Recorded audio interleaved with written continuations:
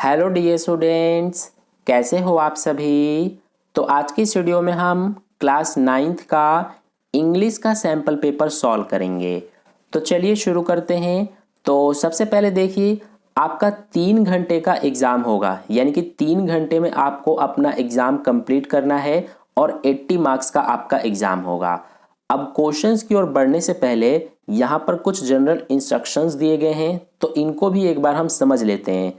First point में कहा गया है 15 minute prior reading time allotted for question paper reading, यानी कि आपका एग्जाम स्टार्ट होने से 15 मिनट पहले ही आपको क्वेश्चन पेपर दे दिया जाएगा ताकि आप क्वेश्चन पेपर को रीड कर सको। और सेकंड पॉइंट में कहा गया है the question paper contains 3 sections reading, grammar and writing and literature, यानी कि आपका क्वेश्चन पेपर 3 सेक्शंस में डिवाइड होगा। पहला होगा रीडिंग सेक्शन, दूसरा ग्रामर एंड राइटिंग सेक्शन और तीसरा लिटरेचर सेक्शन। इसके बाद थर्ड पॉइंट में कहा गया है attempt questions based on specific instructions for each part, यानी कि जो आपको इंस्ट्रक्शंस दिए जाएंगे उसी के बेस पर आपको क्वेश्चंस को अटेम्प्ट करना है, उनके आंसर लिखना है। तो चलिए अब हम क्वेश्चंस की ओर चलते हैं। तो सबसे पहले आपका सेक्शन ए है जो कि रीडिंग स्किल्स का है। तो इस सेक्शन ए में आपके टोटल 2 पैसेज आएंगे, ठीक है। एक तो पैसेज ये आप देख सकते हैं, ये हमारा पहला पैसेज है क्वेश्चन नंबर 1 का। तो इसका एक ये पैराग्राफ है, एक ये सेकंड पैराग्राफ है और एक ये थर्ड पैराग्राफ है, यानी कि पहला क्वेश्चन आपका पैसेज वाला आएगा।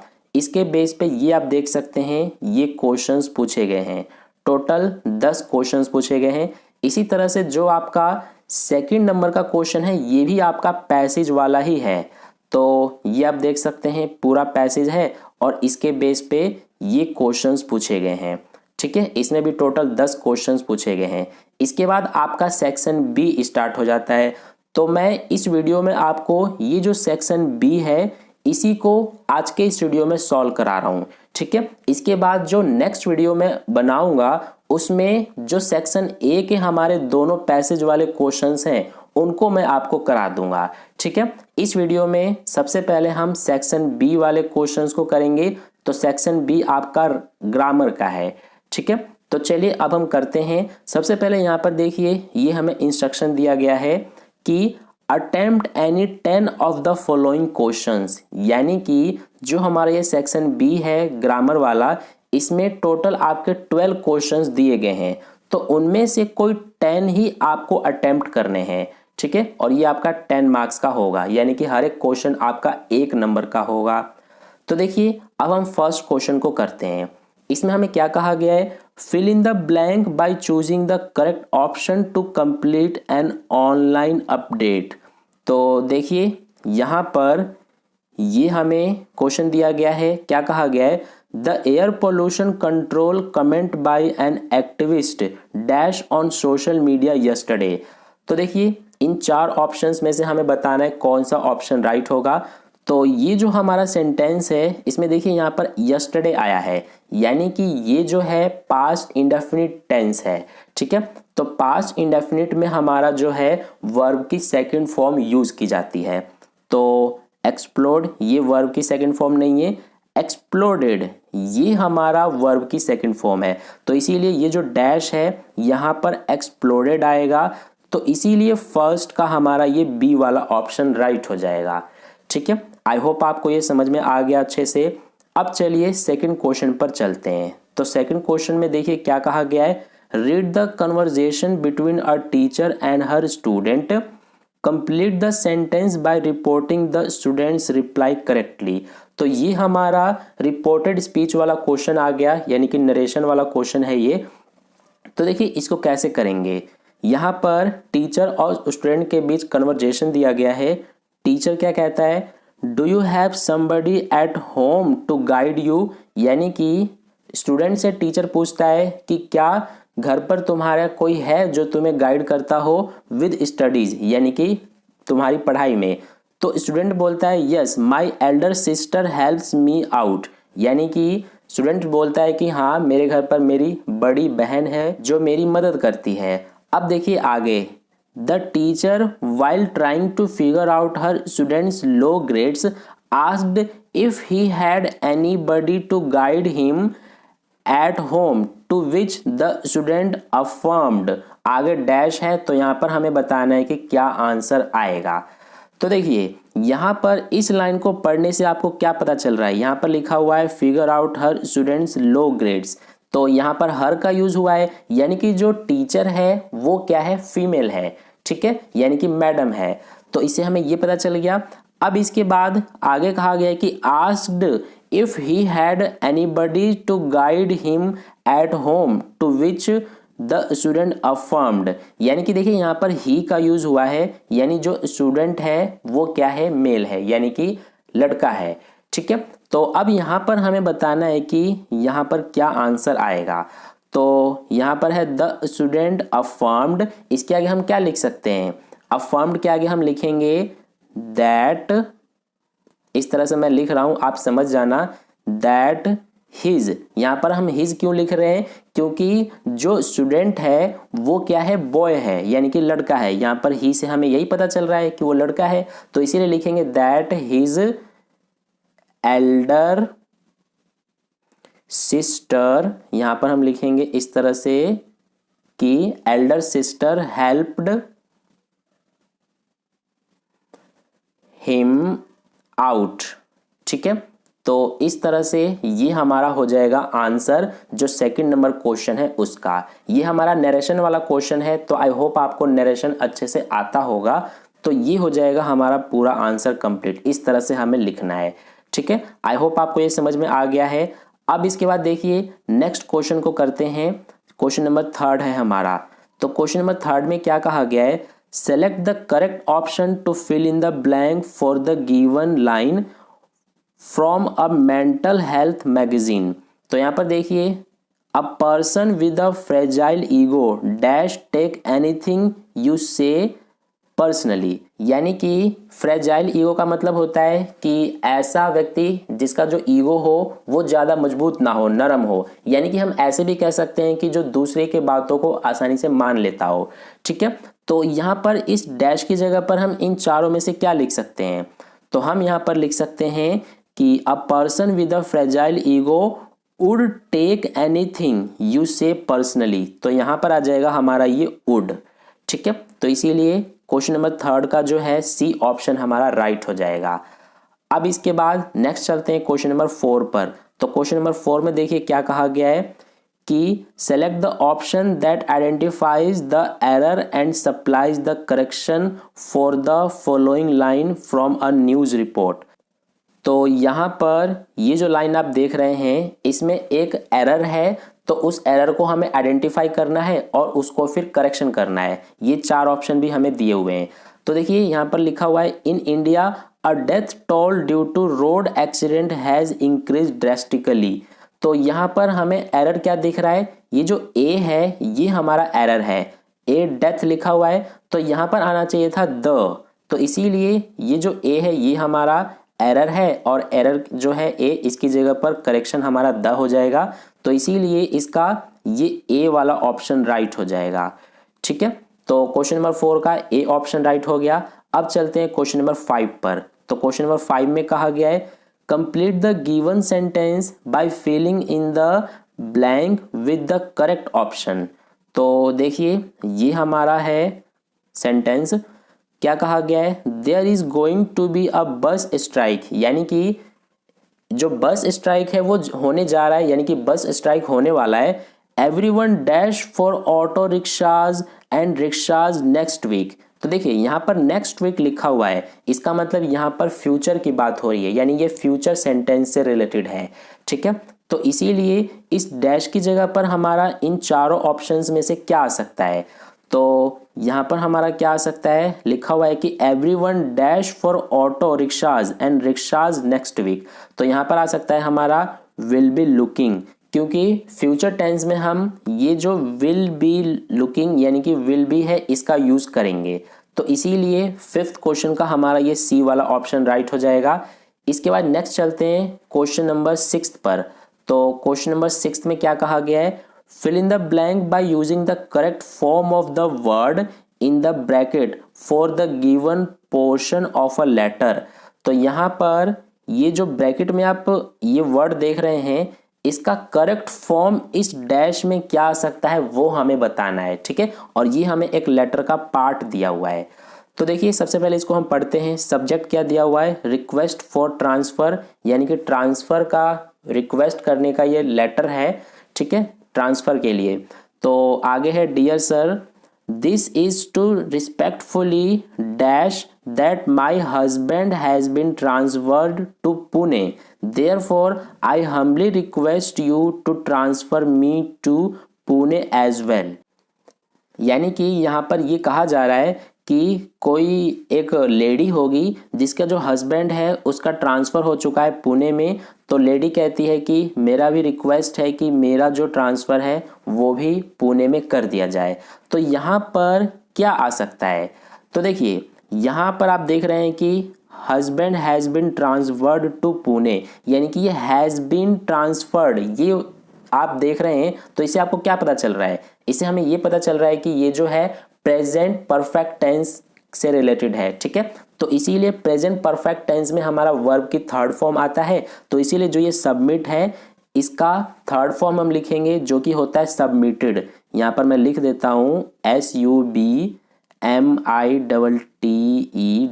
ये हमारा सबमिट का थर्ड फॉर्म हो जाएगा। तो इसीलिए इस डैश में हमारा सबमिटेड आएगा, ठीक है। तो आई होप आपको ये क्लियर समझ में आ गया है। अब इसके बाद नेक्स्ट चलते हैं क्वेश्चन नंबर 7 पर। तो इसमें हमसे क्या कहा गया है, report the dialogue between a father and his son by completing the sentence. तो ये दोबारा से हमारा नरेशन वाला क्वेश्चन आ गया है। तो आप देख रहे हैं कि नरेशन वाले लगातार क्वेश्चन आ रहे हैं, ये हमारा सेकंड क्वेश्चन है नरेशन का। तो इसीलिए आप नरेशन को अच्छे से करके जाना एग्जाम में, ठीक है। तो चलिए इसको करते हैं। यहाँ पर हमें एक फादर और सन के बीच कन्वर्जेशन को दिखाया गया है। तो देखिए फादर क्या कहता है, what do you like the most about your mother, यानी कि फादर सन से पूछते हैं कि तुम्हें अपनी माँ के अंदर, तुम्हें अपने जो माता है उनमें क्या सबसे अच्छा लगता है। तो सन बोलता है कि she is always there to help us in difficulty, यानी कि जो माँ है वो हमेशा हमें मुसीबत में सहायता करती है, ये सबसे अच्छा लगता है सन को, ठीक है।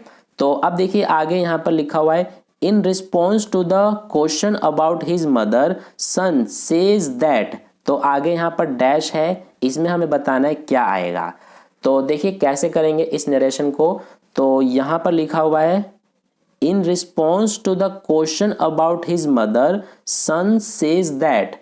तो आगे हम क्या लिख सकते हैं, सन सेज दैट हम लिख सकते हैं कि she is always there to help, इस तरह से हम लिख देंगे to help them in difficulty, ठीक है। तो यहाँ पर इस तरह से हम लिख देंगे डिफिकल्टी। तो ये हमारा हो जाएगा कंप्लीट आंसर क्वेश्चन नंबर 7 का। आई होप आपको ये अच्छे समझ में आ गया है। आप जो नरेशन है उसको अच्छे से करके जाना। नरेशन वैसे इजी होता है, बस आपको कुछ जो रूल्स हैं वो याद रखने होते हैं। तो ये हमारा क्वेश्चन नंबर 7 का आंसर कंप्लीट हो गया। अब इसके बाद नेक्स्ट चलते हैं क्वेश्चन नंबर 8 पर। तो क्वेश्चन नंबर 8 देखिए क्या कहा गया है, identify the error in the given sentence from a science journal and supply the correction. तो यहाँ पर आप देख सकते हैं ये जो सेंटेंस हमें दिया गया है इसमें हमें एरर को पहचानना है और उसमें करेक्शन करना है, ठीक है। तो देखिए क्या कहा गया है, comment on paper in science should add a dimension to the research and not merely be a summary of the experiments describe in the paper.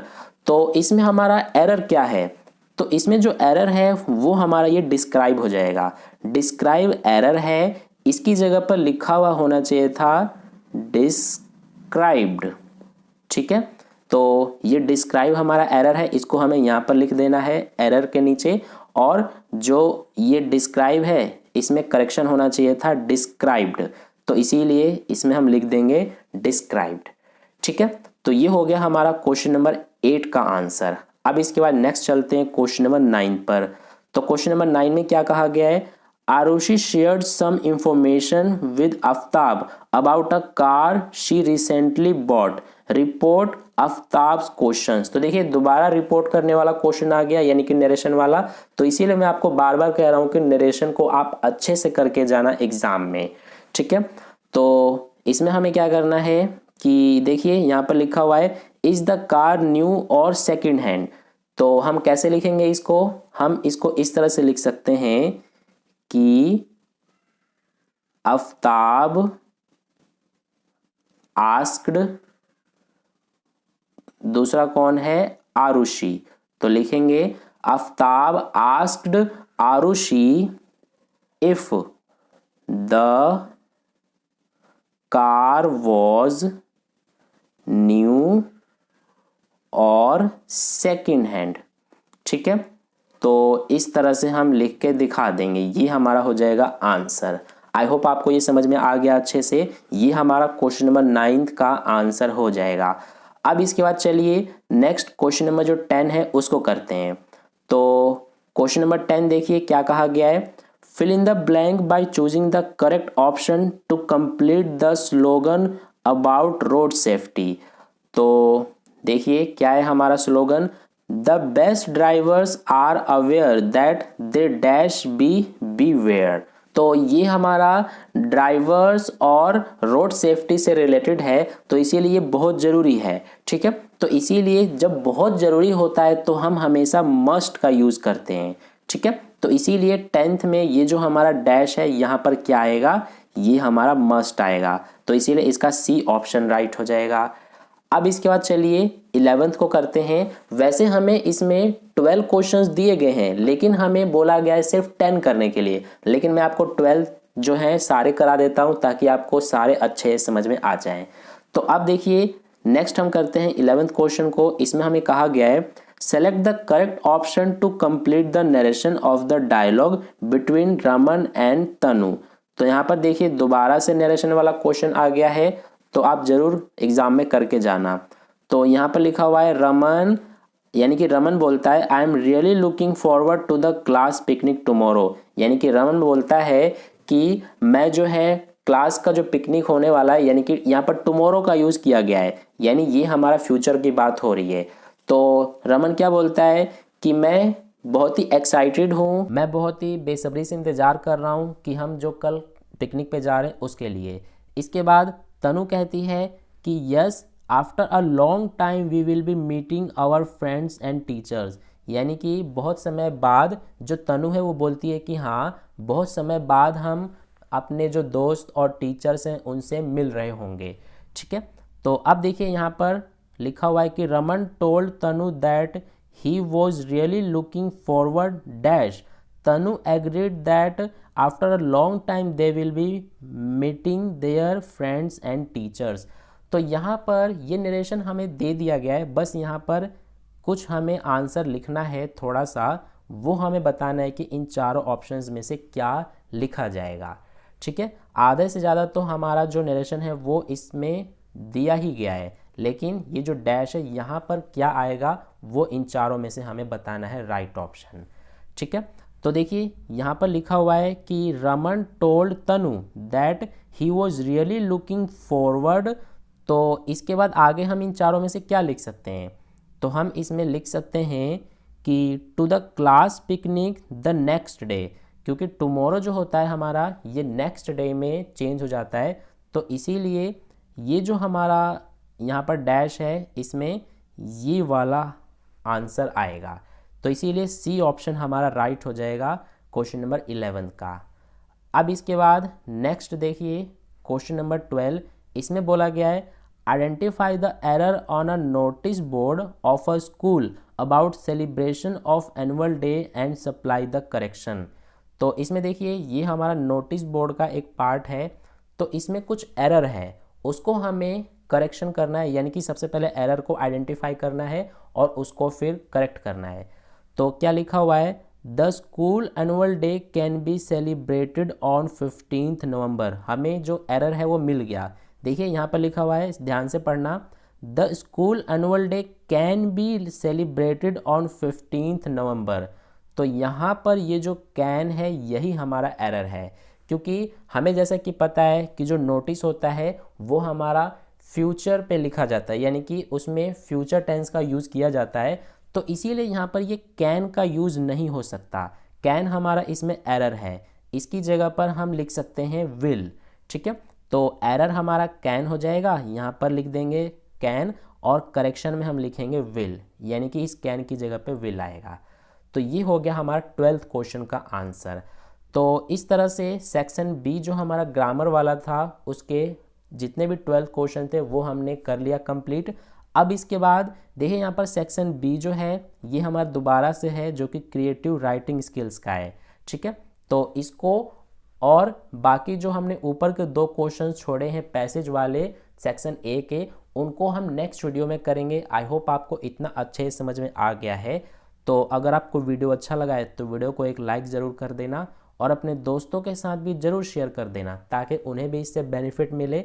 और अगर आपने अभी तक चैनल को सब्सक्राइब नहीं किया है तो चैनल को सब्सक्राइब ज़रूर कर लेना ताकि नेक्स्ट वीडियो जैसी अपलोड की जाए उसका नोटिफिकेशन सबसे पहले आप तक पहुंच जाए। तो फिर मिलते हैं नेक्स्ट वीडियो में। धन्यवाद।